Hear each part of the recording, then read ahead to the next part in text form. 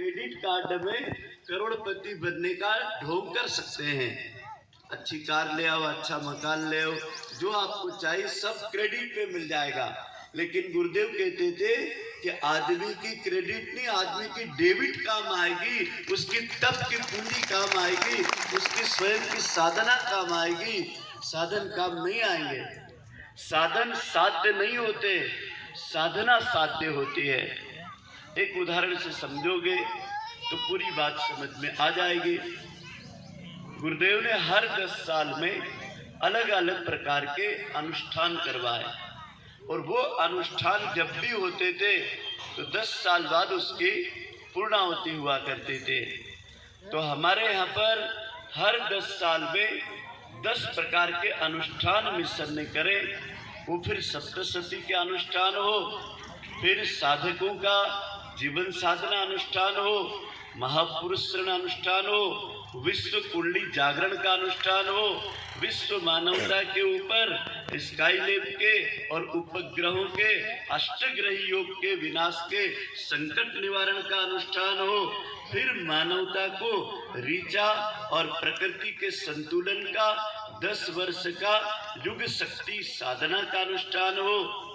ये सारे अनुष्ठानों के बाद में शताब्दी अनुष्ठान में गुरुदेव एक चिट्ठी छोड़ के गए थे कि मेरे ब्रह्म बीजों से, हमको उन्होंने ब्रह्म बीज कहा था, वो कहते भी थे, बोले मैं ब्रह्म बीज का साधक हूँ और ब्रह्मा की द्वारा इस सृष्टि के निर्माण में हम सब उसी के अंशज वंशज हैं।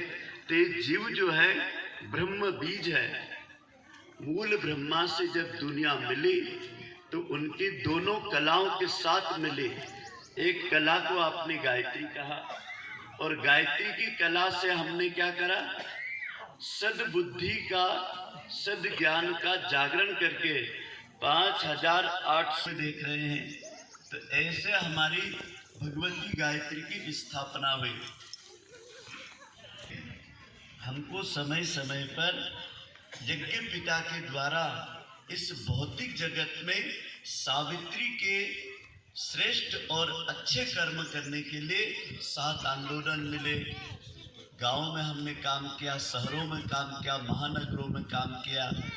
देश दुनिया के बड़े बड़े सम्मानित पदों पर बैठे लोगों ने विश्वास और भरोसा किया कि गायत्री परिवार एक पवित्र अभियान है जो मानव मात्र के कल्याण के लिए और इनकी जितनी योजनाएं होती है वो जन जन के उपयोग की होती है।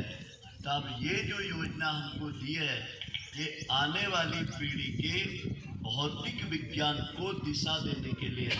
यदि इसको दिशा नहीं दे तो यही सावित्री का बिना लगाम का अश्व, बिना अंकुश का हाथी और बिना नकेल का घोड़ा किस दिशा में चले जाएगा पता भी नहीं लगेगा।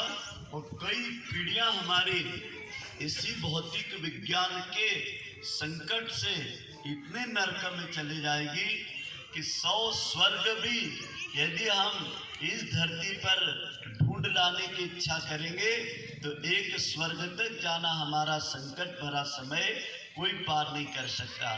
नहीं हो तो महाभारत से सीखना चाहिए। अब महाभारत का उदाहरण ब्रह्मास्त्र का कितना उज्जवल भविष्य की ओर ले जाता है, ध्यान से सुनना।